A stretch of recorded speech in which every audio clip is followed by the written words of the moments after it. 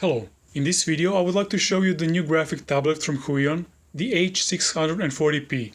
It's a battery-free pen tablet. The specs say that the drawing area is 16 by 10 centimeters, which is considered a small tablet, but you can find a bigger tablet on their website. It has 8192 pressure levels, 5080 LPR resolution, and 233 pps report rate. We'll see how that looks like in real life. It works on Windows and Mac. Let's see what's inside.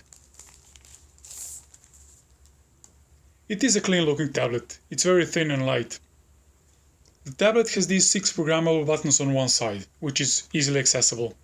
You can flip it, of course, for the left-hand use, but then the cable will go down, so that might not be the best.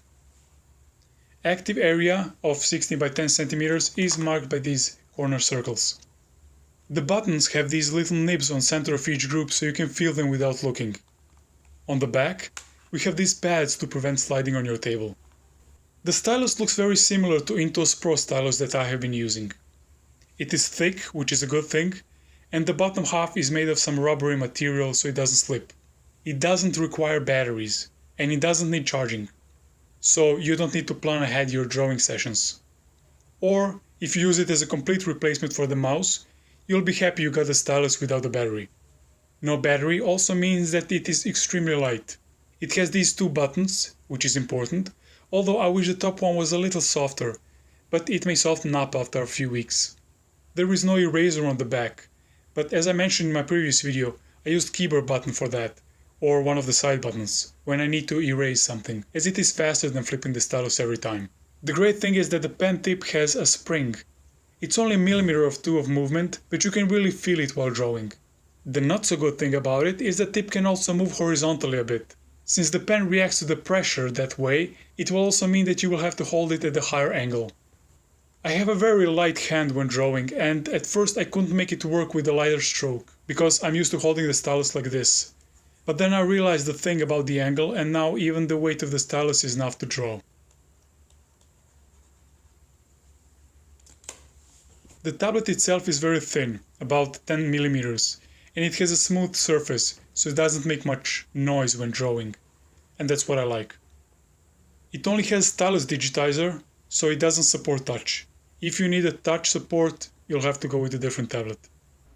Hover distance is advertised as 10 millimeters, but it seems a bit higher than that, which is a good thing. I was curious how it stacks against Wacom Intuos Pro in terms of lag and responsiveness, so I recorded it at the same 120 FPS as in previous video, and the result was the same as with Intuos Pro, with same 11-12 frames of lag.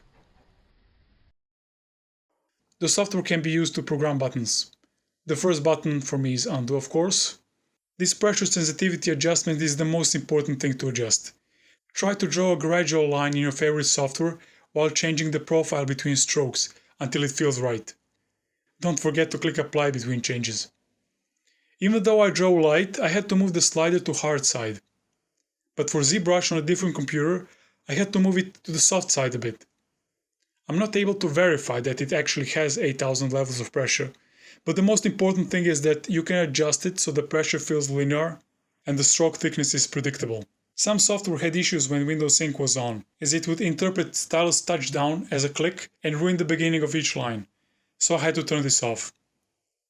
Tablet area can also be adjusted, and don't forget to click the screen ratio. Overall, it's a nice graphic tablet.